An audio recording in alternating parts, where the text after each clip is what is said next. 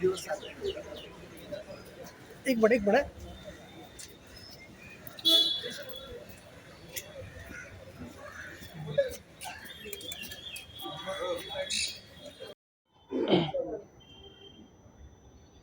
16 फरवरी को crime branch की unit 7 ने एक लेडी और एक मेल को 3 kg 641 ग्राम मेपेड्रॉन के साथ कस्टडी में लिया था. इसमें एक ऑफेंस दाखिल किया गया था. इसी ऑफेंस का फर्दर इन्वेस्टिगेशन क्राइम ब्रांच की टीम कर रही थी. इसी फर्दर इन्वेस्टिगेशन के दरमियान सांगली डिस्ट्रिक्ट में कवटे महाकाल तहसील के यहाँ पे इरली करके एक गांव है. इस गांव के एरिया में मैन्युफैक्चरिंग यूनिट पिन पॉइंट करने में, वो डिस्ट्रॉय करने में और वहाँ से 122 kg मेफेड्रॉन सीज करने में क्राइम ब्रांच की टीम सक्सेसफुल हुई है. इस पूरी कार्रवाई में 6 एक्यूज़ को हम अरेस्ट कर चुके हैं. टोटल एक्यूज़ की संख्या इस केस में अभी 10 हो चुकी है और अब तक इस केस का जो टोटल सीजर है वो 252 करोड़ का हो चुका है और इस केस का फर्दर इन्वेस्टिगेशन जारी है. सर वो इरली गांव में जो आप कह रहे हैं बनाने की जगह थी, वो ओनरशिप किसका था, क्या उसे पकड़ा गया है, उसका क्या? ओनरशिप जिसकी थी उसको भी पकड़ा गया है.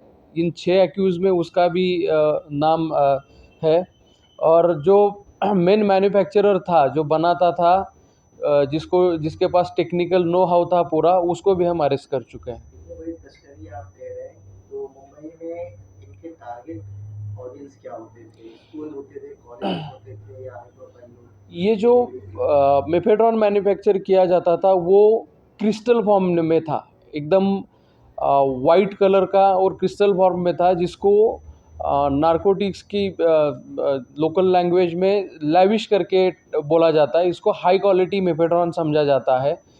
वो बहुत ही हायर रेट से लोकल मार्केट में बेचा जाता था और ये ग्रुप की अपनी एक डिस्ट्रीब्यूशन चेन है.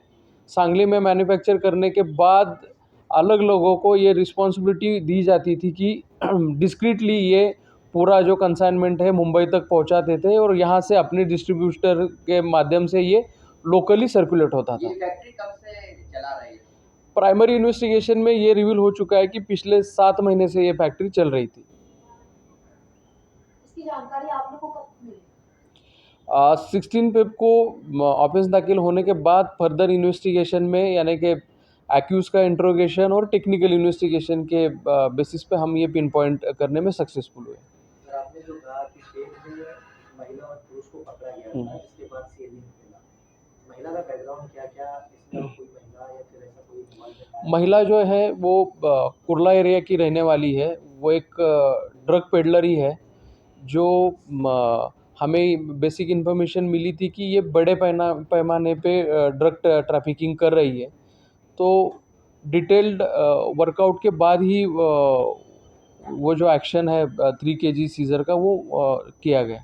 सर आपने वो टारगेट ऑडियंस को एक बार और किया, कौन होते थे मुंबई में? क्या कोई कॉलेजेस ये टारगेट करते थे, या हाई प्रोफाइल सोसाइटीज टारगेट किया करते थे, या सेलिब्रिटीज करते थे? क्योंकि इतनी बड़ी क्वांटिटी में, और जिस तरह से आपने कहा कि क्वालिटी जो है काफ़ी अच्छे क्वालिटी की होती थी जो ड्रग्स है, तो किन लोगों को ये अपना ऑडियंस मानते थे?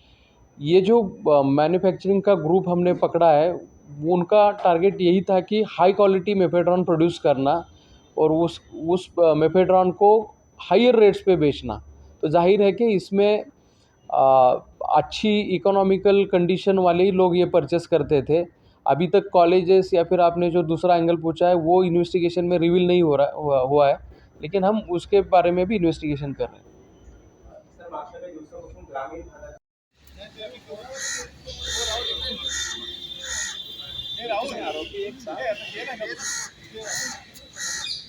ना किसी ने